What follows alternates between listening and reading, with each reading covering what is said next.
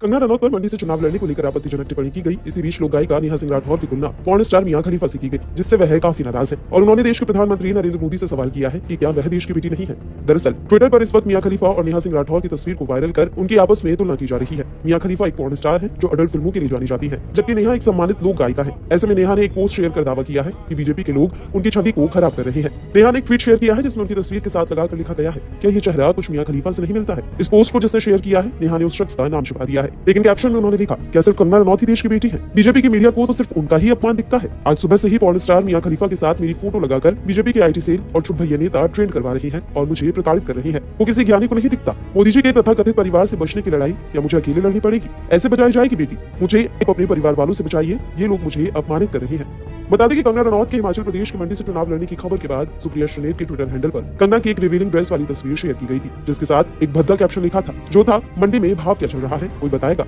हालांकि इसके बाद सुप्रिया का कहना था कि उनका ट्विटर अकाउंट हैक हुआ था। कंगना के सपोर्ट में तमाम लोग आगे आए। इसी पर अब नेहा ने कंगना रनौत का जिक्र करते हुए बीजेपी पर निशाना साधा। उन्होंने लिखा है, देश भर का मीडिया कंगना रनौत की सम्मान की लड़ाई इसलिए लड़ रहा है क्योंकि वो बीजेपी के प्रत्याशी है। बाकी देश की बेटी तो वो है ही, लेकिन यही मीडिया और पत्रकार तब मुंह में दही जमा लेते हैं जब बीजेपी के लोग मुझे लगातार अपमानित करते हैं और मेरे खिलाफ सोशल मीडिया पर फूहड़ ट्रेंड चलाते हैं। मोदी जी के साथ सेल्फी लेने और मधुर संबंध बनाए रखने की ये कीमत तो उन्हें चुकानी ही पड़ेगी। मेरी गलती सिर्फ इतनी है कि मैं सरकार से बिना डरे सवाल पूछती हूँ और सरकार को ना डरने वाले लोग पसंद नहीं है। मैं अपने निडर होने की कीमत चुका रही हूँ। मेरे अपमान पर ये चुप्पी क्यों स्मृति ईरानी जी? ऐसे बचेगी बेटी? बोलिए मोदी जी, कुछ कहिए नड्डा जी। बेटी के सम्मान की बात है अमित शाह जी। कब तक चुप रहेंगे आप लोग? सिर्फ शक्ति स्वरूपा और नारी शक्ति पर भाषण ही देंगे क्या?